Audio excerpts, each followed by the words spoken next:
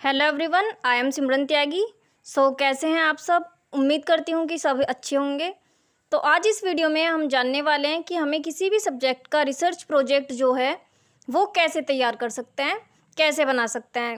यानी हैंडमेड ये मेरा आपको रिसर्च प्रोजेक्ट देखने को यहाँ मिलने वाला है। तो चलिए देखते हैं कि कैसे भी किसी सब्जेक्ट का हम रिसर्च प्रोजेक्ट बना सकते हैं। फर्स्ट पेज जो होगा हमारा, उस पर क्या करना है हमको। सबसे पहले क्या होगा, जो हमारा टॉपिक टीचर ने दिया है, ठीक है, उसको हमें सबसे ऊपर डालना है। जैसे कि मेरा टॉपिक है natural selection process and evidence of evolution, मैंने ये डाला हुआ है ऊपर। आपका जो टॉपिक हो आप अपना वो टॉपिक डालिए यहाँ पर।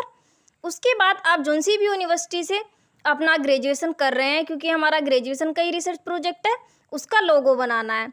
अगर आपसे बन जाए तो बना लेना, वरना क्या है, हम इसको निकलवा भी सकते हैं और उसके बाद यहाँ पर पेस्ट कर सकते हैं। तो जैसे कि हमारा चौधरी चरण सिंह जो यूनिवर्सिटी है उसका लोगो है, यहाँ पर देख सकते हैं आप। उसके बाद यहाँ पर हमें लिखना है research project submitted in the partial fulfilment of the requirement. उसके बाद क्या करेंगे हम, हमारा बैचलर ऑफ साइंस है यहाँ पर, तो हम क्या डालेंगे, बैचलर ऑफ साइंस इन, मेरा जूलॉजी है तो मैंने यहाँ पर जूलॉजी डाला हुआ है। और अगर आपका बॉटनी या फिर केमिस्ट्री और कोई भी सब्जेक्ट है आप वो डाल दीजिए यहाँ पर। जूलॉजी है तो जूलॉजी ही डाल देना।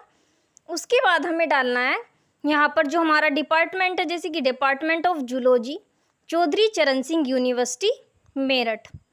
उसके बाद क्या करना है, सबमिटेड बाय, तो किसके द्वारा सबमिट किया जा रहा है, सिमरन त्यागी। यहाँ अपना नाम लिख दो, जो भी आपका नाम है। सेमिस्टर हमारा 6th है।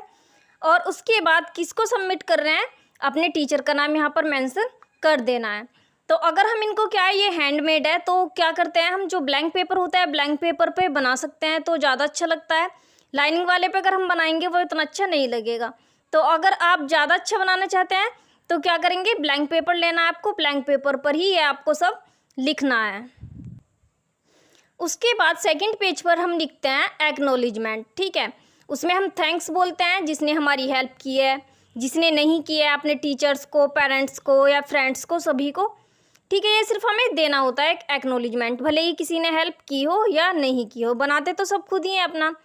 तो क्या लिखते हैं, सबसे पहले लिख सकते हैं हम, सब अलग अलग भी लिख सकते हैं और जो मैं बता रही हूँ ये भी लिख सकते हैं। I would like to take this opportunity to express special gratitude to my biology teacher, teacher का नाम लिख देना है जो भी है।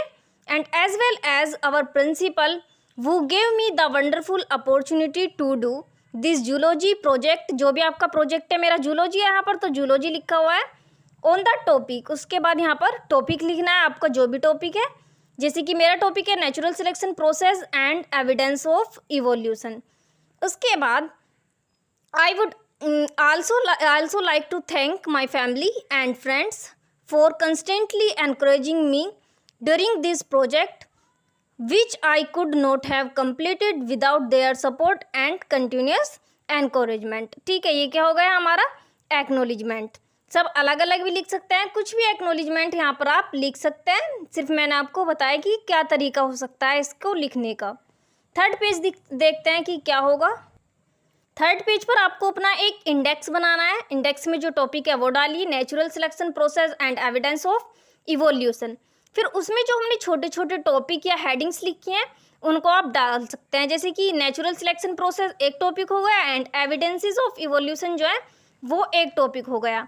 तो एविडेंस ऑफ इवोल्यूशन के अंदर जितने भी यहाँ पर जो हमारे पार्ट्स हैं यहाँ पर उसके, तो हमने उनको लिखा है। क्या लिखा है हमने, जैसे कि write about organic evolution and its evidences in brief, जिनका natural selection process and evidence of evolution पर है तो आप इसको देखकर भी बना सकते हैं।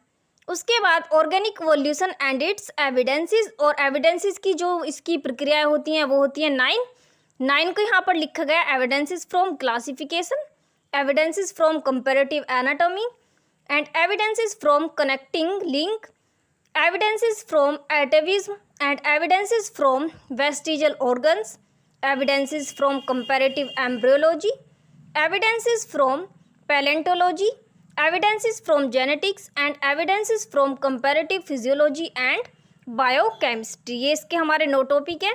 और उसके बाद जो हमारा इसी में एक सेकंड टॉपिक हमने बनाया हुआ है इसी का, नेचुरल सिलेक्शन प्रोसेस। सो उसका एक एम लिखा हुआ है, what is called natural selection, describe its process and various types of it. तो देखते हैं अंदर कैसे बना है। ये देखिए, अगर आप ब्लैंक पेपर पर बनाते हैं तो क्या होता है, ये देखने में अच्छा लगता है थोड़ा। ब्लैंक पेपर पर अगर आप लिखते हैं तो सबसे पहले क्या करेंगे, हम जो हमारा टॉपिक है उसको डालेंगे। देन क्या डालेंगे, यहाँ पर हम अपना एम लिखेंगे। एम लिखने के बाद जो भी हमारे टॉपिक है उनको शॉर्ट हेडिंग में यहाँ पर लिख देंगे। ओके। और एक साइड क्या है, हमें बिल्कुल प्लेन छोड़ देना है, जैसे कि मैंने छोड़ा हुआ है। क्या होता है, इससे फाइल जो है वो अच्छी दिखती है। उसके बाद अगर आप डायग्राम बनाएंगे अपने रिसर्च प्रोजेक्ट में तो ज़्यादा इफेक्टिव लगेगा वो, क्योंकि क्या होता है, जो हमारी बायोलॉजी होती है उसमें जो हमारे आधे मार्क्स होते हैं वो इसी के होते हैं। ठीक है, इसलिए डायग्राम बनाना अच्छा जिनका टॉपिक ये है वो यहाँ पर भी देखकर आप बना सकते हैं। ठीक है, सो ये आप देख रहे हैं कि कैसा लग रहा है आपको। ये हमारे एविडेंसेस हैं, जो इवोल्यूशन के एविडेंसेस हैं कि क्या क्या मिले हैं और क्या क्या जो है विलुप्त हो गए हैं। तो इन सब के ये हमारे एविडेंसेस हैं। ये हो गए हमारे एविडेंसेस फ्रॉम जेनेटिक्स, जैसे कि मैन और चिंपैंजी जो होते हैं वो बिल्कुल मतलब लगभग समान से होते हैं, यानी कि उनकी जो उत्पत्ति है वो जो मैन है उनकी चिंपैंजी जैसे ही पूर्वजों से हुई है। सो ये हो गए एविडेंसेस। जो हमारा इसी में एक टॉपिक है फिर नेचुरल सिलेक्शन प्रोसेस, ये इसका प्रोसेस है।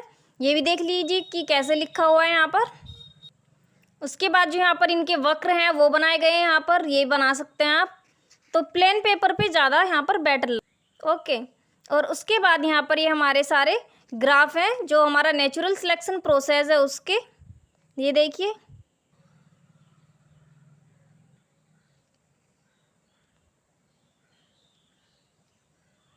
और ये है इसका लास्ट पेज। ठीक है, तो ये हमारा हैंडमेड जो है हमारा रिसर्च प्रोजेक्ट है पूरा।